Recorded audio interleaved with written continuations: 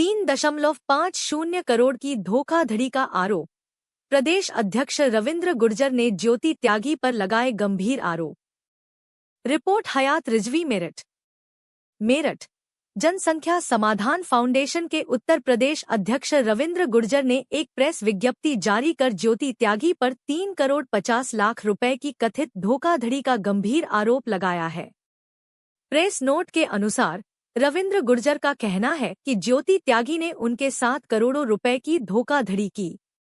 उन्होंने आरोप लगाया कि इस मामले में दर्ज मुकदमे की कार्रवाई को प्रभावित करने और नाम हटवाने के आज प्रेस वार्ता रखी गई है, क्या मुद्दा है, क्या पूरा प्रकरण है, बता दीजिए। देखो, हमारे साथी है रविंद्र गुर्जर जी, जो भाजपा से भी जुड़े हुए हैं।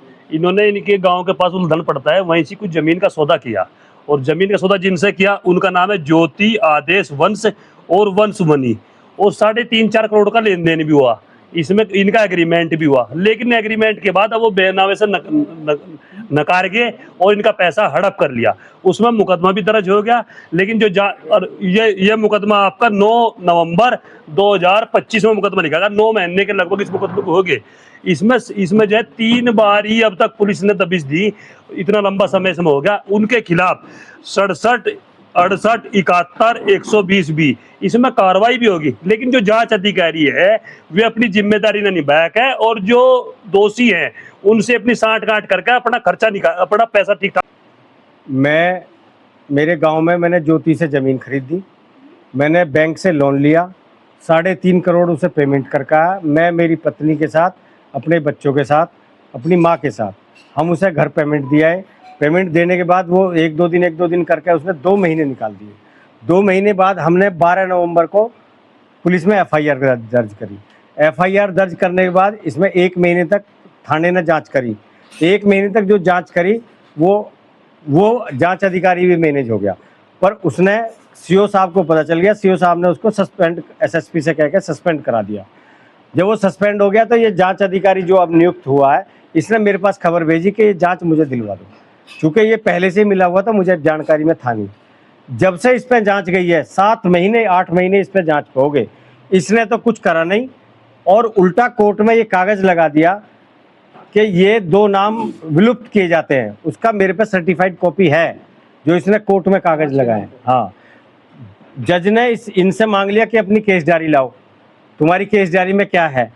केस डायरी के नाम पे इसने फिर 7 दिन की छुट्टी ले ली कि मैं 7 दिन बाद कहीं बाहर हूँ।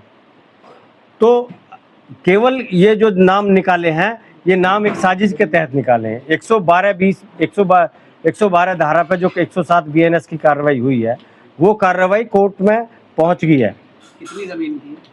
वो जमीन है 9 बीघे पक्की, 36 बीघे। किस तरीके से? अब इसने 36 में 18 बीघे जमीन बेची। 12 तारीख को मेरा एफआईआर हुई है, मेरे पैसे ट्रांसफर हुए हैं। 13 तारीख को इसने दूसरे को बैनामा कर लिया आधी जमीन का। आपका ही बैनामा हो गया? मेरा बैनामा हो जाता तो कोई दिक्कत ही नहीं है। फिर ये मेरा बैनामा करने नहीं आई। अब मेरे से पैसे ले लिए और दूसरे से भी ले लिए, तो 7 करोड़ हो गए ना। 3.5 मेरे और 3.5 दूसरे के। क्या कहती है बैनामा? अब जब हम बैनामे कहते हैं तो वो आज कल 3 बार फोन आया कि भैया मैं आज आ जा रही हूँ बैनामा करने। फिर वो बैनामा करती नहीं है, और हम उसके पीछे हैं। हमने 3 बार पुलिस को, दुख इसी बात का सबसे बड़ा ये हो रहा, 3 बार पुलिस को जाके पकड़वा दी। मतलब पुलिस की शह पर धोखाधड़ी हुई है। मुकदमा दर्ज होने के बाद अब क्या कार्रवाई चाहते हैं? अब मैं ये चाहता हूँ, एक ये जो भ्रष्ट अधिकारी है, जो इसका आईओ है, जो कहता 3 साल में ये जांच चलेगी 420 की, 3 साल वो जांच को आगे बढ़ाना चाहता है, और मैं ये चाहता हूँ उससे जांच हट जाए। ये एप्लीकेशन मैंने डीआईजी साहब को दी, एसएसपी साहब को दी। एसएसपी ने जांच हटाने के बजाय कमेटी